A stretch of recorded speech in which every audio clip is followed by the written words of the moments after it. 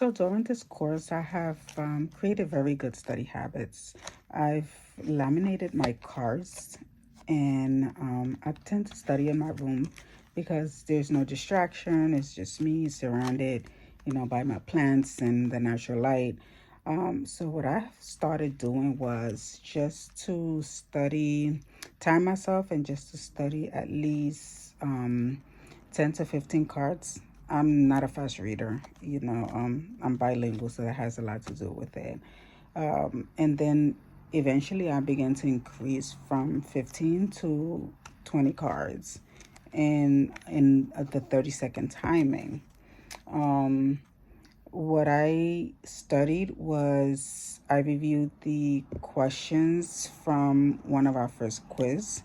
I also, like I said, laminated the cards, and I've been able to just study them and flip them, and always trying the 30-second timer.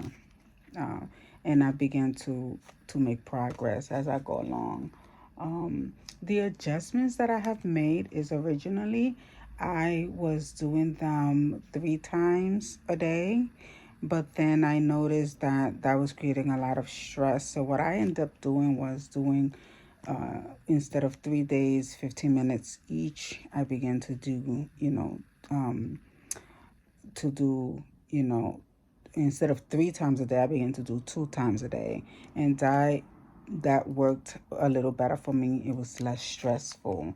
And the reason why I made that change was because I found that I was constantly getting overwhelmed, with work and the amount of classwork that I had to do as well.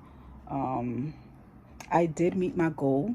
I was able to um, uh, use 15 to 20 cards a deck per per deck. So 15 to 20 cards per deck. Um, my personal objective was for me to be able to do at least more than 20 cards per timing, per deck. And I managed to be able to do that, so I'm very proud of myself.